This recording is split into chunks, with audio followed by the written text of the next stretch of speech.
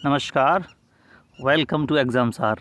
आज है 15 जून 2022 और 15 जून 2022 की जितनी भी इम्पोर्टेंट न्यूज़ हैं उन सबको कवर करेंगे एमसीक्यू के रूप में। अगर आप हमारे चैनल पर नए हैं तो चैनल को सब्सक्राइब करें, बेल आइकन को ज़रूर दबाएं क्योंकि हम जब भी कोई नया वीडियो अपलोड करते हैं तो उसका नोटिफिकेशन आप तक पहुँच जाए। वीडियो को लाइक करें, अपने फ्रेंड्स के साथ शेयर करें। चलिए शुरुआत करते हैं आज के करंट अफेयर्स की क्वेश्चन नंबर 1 के साथ। और क्वेश्चन नंबर 1 है, निम्न में से कौन सा राज्य national e governance service delivery assessment यानी नेस्डा रिपोर्ट के अनुसार पहले स्थान पर है? ऑप्शन 1 है केरल, ऑप्शन 2 है गुजरात, ऑप्शन 3 है तमिलनाडु, ऑप्शन 4 है मध्य प्रदेश। नेस्डा क्या है कि ये देखता है कि ये जो ई सर्विसेज हैं, इलेक्ट्रॉनिकली प्रोवाइडेड सर्विसेज हैं, उनमें कैसा परफॉर्म कर रहा है। तो इस लिहाज से पहला जो राज्य है यानी शीर्ष पे वो है केरल, यानी ऑप्शन नंबर 1 जो है वो इसका होगा करेक्ट आंसर। तो national e governance service delivery में केरल जो है वो टॉप पर है। केरल के बारे में थोड़ी और इन्फॉर्मेशन देखते हैं। तो केरल की जो राजधानी है ये है तिरुवनंतपुरम। राज्यपाल इस समय पे केरल के हैं आरिफ मोहम्मद खान और मुख्यमंत्री हैं पिनरई विजयन। चलिए नेक्स्ट क्वेश्चन की ओर बढ़ते हैं। Question number 2, west zonal council की बैठक कहाँ आयोजित हुई? ऑप्शन 1 है गोवा, ऑप्शन 2 है दमन एंड दीव, ऑप्शन 3 है चंडीगढ़, ऑप्शन 4 है गुजरात। तो वेस्ट जोनल काउंसिल की बैठक हुई है, ये हुई है दमन एंड दीव में, यानी ऑप्शन नंबर 2 इसका करेक्ट आंसर है। किसकी अध्यक्षता में हुई? तो ये हुई है गृह मंत्री अमित शाह की अध्यक्षता में। वेस्ट जोनल काउंसिल की बैठक हुई दीव में और इसकी अध्यक्षता की थी गृह मंत्री जी ने। और जो गृह मंत्री कौन है? ये हैं अमित शाह। इनके पास सहकारिता मंत्रालय भी है। जोनल परिषद का गठन जो है वो राज्य पुनर्गठन अधिनियम 1956 के तहत किया गया था और इनकी संख्या जो है वो होती है 5। एक तो होती है 4 दिशाएं हो गई, east zonal council, west zonal council, north zonal council और साउथ जोनल काउंसिल। एक होती है सेंट्रल यानी मध्य सेंट्रल जोनल काउंसिल, यानी इनकी संख्या होती है 5। और अभी जो बैठक हुई है वेस्ट जोनल काउंसिल की, जिसमें गुजरात, महाराष्ट्र, दमन दीव ये सारे राज्य शामिल हैं, ये हुई है दीव में और गृह मंत्री जी ने इसकी अध्यक्षता की है। चलिए नेक्स्ट क्वेश्चन की ओर बढ़ते हैं। क्वेश्चन नंबर 3, निम्न में से किस देश में सिगरेट पर वार्निंग लिखने और फोटो सहित यानी ग्राफिक के जरिए दिखाने का भी प्रावधान किया गया है? ऑप्शन 1 है Canada, option 2 Mexico, option 3 Brazil, option 4 Thailand. तो ये फैसला जो लिया है कि वार्निंग को लिखने से हर सिगरेट पर, ये कनाडा ने लिया है। देखिए ये फैसला क्या है? ये फैसला है कि अभी तक क्या होता है कि सिगरेट का जो पैकेट होता है सिर्फ उस पे वार्निंग लिखा होता है और एक फ़ोटो लंग्स का उस पर यानी फेफड़ों का दिखाया गया होता है कि अगर आप सिगरेट पिएंगे तो कुछ ऐसी ऐसी हालत हो जाएगी। लेकिन कनाडा में क्या किया गया है कि इन्होंने कहा है कि आप पैकेट पे तो लगाइए ही वार्निंग, आप उसके साथ ही साथ सिगरेट पे भी वार्निंग लगाइए और इस पर लिखिए कि इससे जो आपके फेफड़े ख़राब होते हैं। और कनाडा के बारे में थोड़ी और जानकारी देखते हैं। तो कनाडा की राजधानी है ये है ओटावा और प्रधानमंत्री इसके जो हैं वो हैं जस्टिन ट्रूडो। चलिए नेक्स्ट क्वेश्चन की ओर बढ़ते हैं। क्वेश्चन नंबर 4, निम्न में से किस राज्य में अगस्त में दक्षिण अफ्रीका से लाए जाने वाले चीते पुनर्स्थापित यानी रिहेबिलिटेट किए जाएंगे? ऑप्शन 1 है मध्य प्रदेश, ऑप्शन 2 है छत्तीसगढ़, ऑप्शन 3 है कर्नाटक, ऑप्शन 4 है गुजरात। तो दक्षिण अफ्रीका से जो चीते लाएंगे और इनको रिहेबिलिटेट किया जाएगा मध्य प्रदेश के कूनो वाइल्ड लाइफ सेंचुरी में, यानी ऑप्शन ए जो है इसका करेक्ट आंसर है। थोड़ी सी और जानकारी देखते हैं। इसमें आपको एक बात और याद रखनी है कि यहाँ पे क्या है कि जैसे मान लीजिए अफ्रीका से तो यहाँ पे चीते आएंगे ही कूनो वाइल्ड लाइफ सेंचुरी में एमपी में। साथ ही साथ यहाँ पे कुछ जो हैं वो नामीबिया से भी आने हैं, यानी 12 चीते आएंगे साउथ अफ्रीका से और 8 आएंगे नामीबिया से। अगर नामीबिया भी कभी विकल्प में होता है तो ये भी आपको ध्यान रखना है। चलिए नेक्स्ट क्वेश्चन की ओर बढ़ते हैं। क्वेश्चन नंबर 5, हर वर्ष विश्व रक्तदान दिवस यानी वर्ल्ड ब्लड डोनर डे मनाया जाता है? ऑप्शन 1 है 12 जून, ऑप्शन 2 14 जून, ऑप्शन 3 13 जून और ऑप्शन 4 15 जून। तो विश्व रक्तदान दिवस ये मनाया जाता है हर साल 14 जून को। तो ऑप्शन 2 जो है वो इसका सही उत्तर है। इस प्रश्न के बारे में और जानकारी देखते हैं। तो वर्ष 2004 से WHO के द्वारा इसकी शुरुआत करी गई है, वर्ल्ड हेल्थ ऑर्गेनाइजेशन के द्वारा। तब से हम लगातार 14 जून को जो मना रहे हैं विश्व रक्तदान दिवस मना रहे हैं।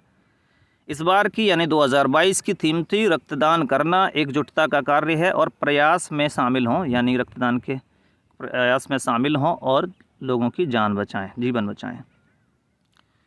जो कार्ल लैंडस्टीनर हैं उनकी जयंती को ही रक्तदान दिवस के रूप में मनाया जाता है। और कार्ल लैंडस्टीनर ने जो ब्लड ग्रुप होते हैं ABO इनकी खोज की थी।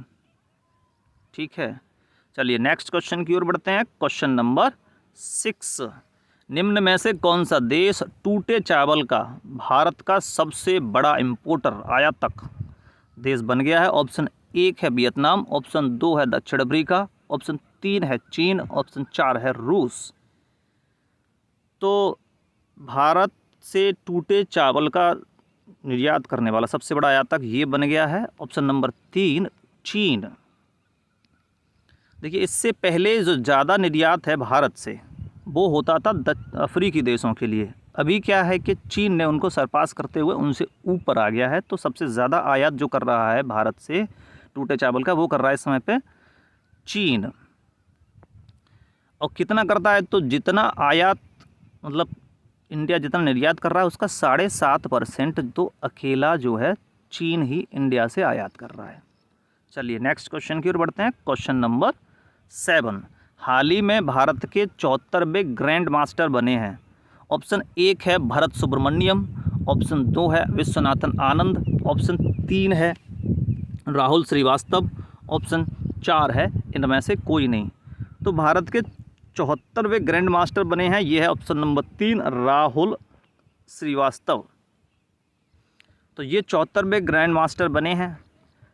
भरत सुब्रमण्यम जो थे ये जनवरी 2022 में 73वें ग्रैंड मास्टर बने थे। और एक बात और आपको यहाँ याद रखनी है कि विश्वनाथ आनंद जो हैं वो भारत के पहले ग्रैंड मास्टर हैं। ये फ्रेंड नहीं है, ये ग्रैंड मास्टर हैं पहले, विश्वनाथ आनंद। एक नाम और आपको याद रखना है, आजकल सुर्खियों में रहता है, 15-16 साल का बच्चा है आर प्रागनंदा, जिसने जो नॉर्वे का जो टूर्नामेंट है चेस का वो अभी जीता है। और ऑनलाइन टूर्नामेंट में भी उसने जो नंबर 1 खिलाड़ी है चेस का कार्लसन नॉर्वे का, उसको हराया था, मैग्नस कार्लसन। चलिए नेक्स्ट क्वेश्चन की ओर बढ़ते हैं। क्वेश्चन नंबर 8, हाल ही में किस राज्य सरकार ने कृषि योजनाओं के लिए फ्रूट सॉफ्टवेयर शुरू किया है? Option 1 Kerala, option 2 Karnataka, option 3 Tamil Nadu, option 4 Madhya Pradesh. तो फ्रूट सॉफ्टवेयर शुरू किया है कर्नाटक सरकार ने। क्या है ये सॉफ्टवेयर, इसके बारे में इन्फॉर्मेशन देखते हैं। तो पहले तो फ्रूट्स की फुल फॉर्म देख लीजिए, the farmer registration and unified beneficiary information system. ये करेगा क्या कि ये जो सॉफ्टवेयर है कि जितनी कृषि से संबंधित योजनाएं चल रही हैं जिनसे आपको लाभ होता है, किसानों को लाभ होता है, तो उनको एक ही जगह पे आप उनके लिए रजिस्ट्रेशन कर सकते हैं। और उस रजिस्ट्रेशन करने के लिए एक सॉफ्टवेयर है, उसका नाम होगा फ्रूट्स। जैसे मान लीजिए PM किसान के लिए आपको रजिस्ट्रेशन करना है तो आप कर्नाटक में फ्रूट्स पर रजिस्ट्रेशन कर सकते हैं, जिससे DBT आपका आसानी से आपके खाते में होता रहेगा।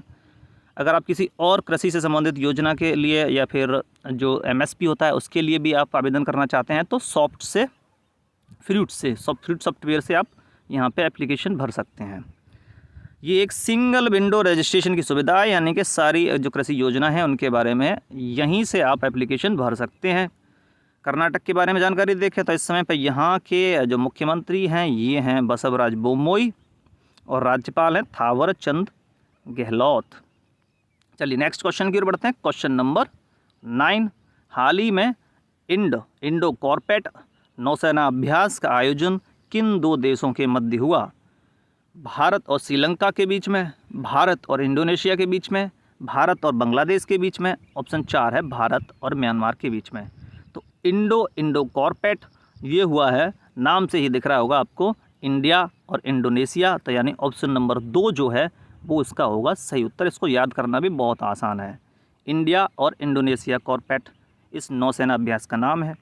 कहाँ हुआ है ये भी देख लेते हैं। तो जो अंडमान सागर है वहाँ पे ये आयोजित हुआ है, 38वां संस्करण है, ये भी आपको याद रखना है। तो इंडो कॉर्पोरेट का 38वां संस्करण है, ये हुआ है अंडमान सागर में। अभी ये और भी चलेगा।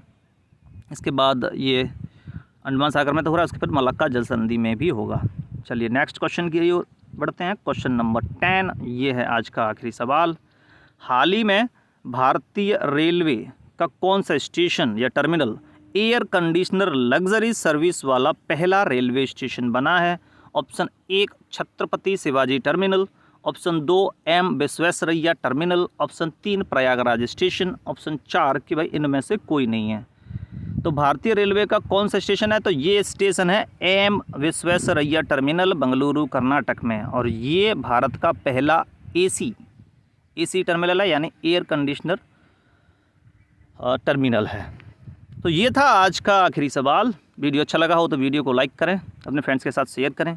अगर आप इन क्वेश्चंस का PDF भी चाहते हैं, इनके नोट्स का, तो आप हमारे टेलीग्राम चैनल को ज्वाइन कर सकते हैं। इसका लिंक आपको वीडियो के डिस्क्रिप्शन में मिल जाएगा। Thank you.